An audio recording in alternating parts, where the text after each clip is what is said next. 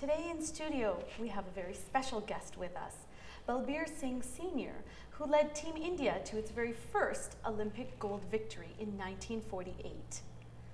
He is now 92 years of age, and a book has been written about his life called A Forgotten Legend, Balbir Singh Sr., Triple Olympic Gold and Modi's New India. The author of this book, Patrick Blennerhassett, is with us as well. So let's talk to them both and find out a little bit more. Patrick, Balbir Singh ji, welcome to the show, and आपका बहुत-बहुत स्वागत है. Thank you for having invited me here. Yes, it's an absolute pleasure.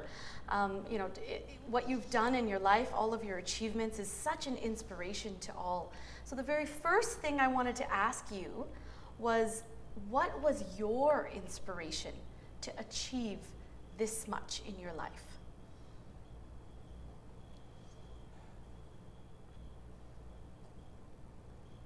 Well, I started hockey as a child. And I had seen movie of Dhyan Chand, my childhood role model, winning the Olympics in Berlin Olympics 1936. So I was playing hockey at that time also as a school student, but then I wanted to become Dhyan Chand and also to beat his record as a child. And you did! As a child. But my father said, okay, if you want to do that, be serious, take care of your food, take care of your training, as well as studies. So this is how I started my hockey. And I was very lucky. The house we had at that time was just in front of a hockey field. As a child, sitting in the front gate of my house, I used to watch hockey being played. I liked that. When my father saw me watching with interest, he bought me a hockey stick. Wow. And so you have actually gone on to achieve so much in your life. I mean, starting with 1948, that was the very first Olympic, the Olympic Games that you had played in, and you had won for Team India in field hockey. So as a result of that, in London, you went on to win several other Olympics as well, and you've also set some world records. So I think there's still one Guinness World Book record that still exists today that you have set way back in those days. So, in terms of how you came to be here, you mentioned about your father. So let's talk about how did he impact your life so that you could achieve this much? As I have told you already, when I started hockey, I started as a goalkeeper. Goalkeeper. Then I played as fullback. Then there was a Basant Memorial Hockey Tournament. My cousin, senior cousin to me, Darshan Singh, who retired as headmaster of a senior school, he also used to stay with us. So he organized a hockey tournament. In that hockey tournament, he had to form a team. And two senior players came there, they wanted to play fullback. And my position was fullback. When he was saying, okay, I want fullback, someone do fullback. And I sheepishly asked my cousin, then where should I play today? He said, today you are centre forward. And that was a blessing in disguise for me. I played the tournament as centre forward. In each match, I scored 3 to 4 goals. Wow. Playing me there saw a professor of Sikh National College, Lahore. After seeing me game there, he approached my father. He told me, well, your son plays very good hockey. If we take him to Lahore, my mother first, then he will get spoiled there. Exactly, because you're not in front of her eyes. Lahore, a big city. Big city. And then the professor said, if he is to get spoiled, he can get spoiled here too. Let him go. Then my father permitted. Wow. So I went to Sikh National College. I had already failed in FA. Oh. This is after failure.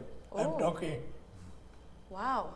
I- And still your father was with you to nurture your dreams of I becoming a... had failed in FA, so I went to Lahore. I passed my FA with credit. I played for the Lahore Sikh national team. We won the championship. There, Sardar Balbir Singh, the renowned hockey coach of Khalsa College, he was with the Indian Olympic team in 1952 Olympics and 56 Olympics. Oh, so He was- saw me at Lahore. Right. Then he arranged in such a way that he took me to Khalsa College. But my father first said, no, you must stay at Sikh National College from where you passed. But then I was not happy. Then he said, okay, you join wherever you like. Wow. Though I went to Khalsa College, Amritsar. I passed my BA there. I joined a MA there. And during my stay there, we won university for 3 years, inter-university for 3 years, Punjab Hockey Championship for 3 years. Sir John Bennett, the then police chief, a British ruler, he wanted me to join police. My father was a freedom fighter against the Britishers. Ah, He did not okay. want that. I left the college, ran away to Delhi. I had an offer from them, the Central PWD, Delhi. They had a very good hockey team. They had already approached me to join Central PWD, but I went there, so they gave me a job. I joined. For them, I played in one hockey tournament in Delhi, and we won that. I scored number of goals. My name came in papers. The police chief, Sir John Bennett, he saw that, my name there. He got annoyed with the subordinate police officer, why I was allowed to go to Delhi. He sent a police party. They went to Delhi and they handcuffed me, brought Oh my me back goodness. to Jalandhar cantonment in a train, and I was produced in front of a selection committee. Oh my selection board. goodness. So the chairman was Mr. Scott, a Britisher again, and two others were Sardar Gurdial Singh, who was police chief Punjab later, retired. You know, I'm just going to pause you right there. Is this all in your book? It's all in the book, yeah. This is It's all in insane. my There's so biography. much history here. Yeah. You know, we're just going to take a short break, but when we come back, let's hear about these stories that are inside of the book, okay?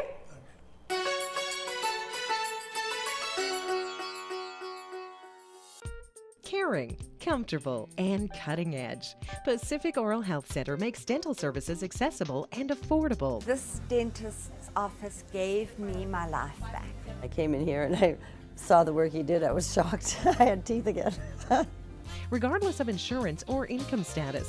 Provided on a sliding scale, Pacific Oral Health Center assures both physical and financial comfort.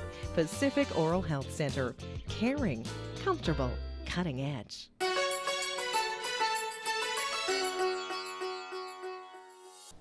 Welcome back. We were speaking with India's most decorated athlete, Balbir Singh Sr., whose life a book has been written about by author Patrick Blennerhassett. Let's continue the conversation. So, Balbir Singh ji, I know that you're extremely decorated. You've accomplished so much in your life, and you've also been named one of the top 16 iconic Olympians of all time. And there was also a celebration done in 2012 where you were invited. So Patrick, is this where you discovered Balbir Singh ji? Like, how did you discover him? Well, his son and my father are friends, so it was kind of an innocuous meeting that way. And I think it was really, as soon as I heard his story, I said, I have to I have to write this man's biography. I have to write this book. And as any good journalist, sometimes a really good story will just take hold of you. And I think that's what happened with him. It was just a complete connection. So you're a journalist, and you just get inspired by different things or different stories, people that you meet. And is this your first book? Well, I've written a couple of fiction books before, but I think what it was about Balbir is that he almost acts as a bit of a meta-narrative for India as a whole. He's gone through so many things, partition, and then you have India becoming an independent nation. He won their first gold medal in 1948. Then he won again in Melbourne, in Helsinki and Melbourne, so 3 in a row. And then as his career progressed, you know, he serves as basically an everyman who achieved incredible feats for his country. So hearing a story like that, you basically have to ask yourself, why wouldn't I write a book about him? Absolutely. I mean, there's so much. I mean, we can't even cover all of your life within the next few minutes. I will do my best, but I'm going to pick out some jewels that people don't know. So I heard, Balbir Singh ji, that you were friends with the former Prime Minister of India, Jawaharlal Nehru, and tell us something about him that we don't know.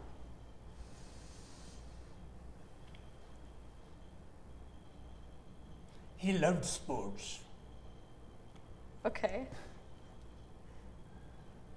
So did you used to play sports together, or did you play together? Not playing together, he was Prime Minister. I played for India in 1948 and 52, and we won gold medals. So I was in news. He saw the news. He was somehow or other, I don't know what he saw special in me. He sent his 2 grandsons to Shimla during the summer months. And you were there? 1953 or 54. And then he, through Punjab government, he organized that I should go there as to keep watch on their security. The idea was they should be in my company for some time. That was the idea. Okay. I was there with them for 2 weeks. Doing personal detail on the grandsons of the Prime Minister of India. How amazing. So I heard that you're also friends with other Prime Ministers of India as well. So is that in the book, Patrick? Everything's in the book. And I think that was one of the biggest challenges was Balbir has had such an extraordinary life. How could you fit this all into one book? And so I think that was my biggest challenge was we have so many, he told me so many stories, and there's only so many pages you can fit in a book. So Balbir Singh ji, you also led Team India to their very first World Cup win in 1975. I'm pretty sure this is probably going to be in the book too. There's so many things that you have achieved in your life. I mean, it's so exciting to read about and to meet a legend such as yourself. So Patrick, would you be able to tell us a little bit about where can we get this book? The book will be available in March, and just like any other book, it'll be in chapters and Indigo, and you can purchase it online if you just look for A Forgotten Legend. And yeah, I think it was such an honor to write this book and to cover Balbir. It was really a labor of love for me, definitely. Absolutely, I can imagine taking the whole, his whole life story, all those, bits and pieces, and putting it into one small. That must have been very difficult for you to do. Yeah, and a part of the book is my travels to India and going to Chandigarh to meet him. And I lived with him for a couple weeks, and we sat down every night and had some whiskey. Story time. And we talked about his life, and that was how it came together. Wow, perfect. Well, best of luck to you. Thank you. And it was very, very nice meeting you. It was such an honor. Thank you so much for coming to the studio. Well, thank you for inviting me here. Thank you.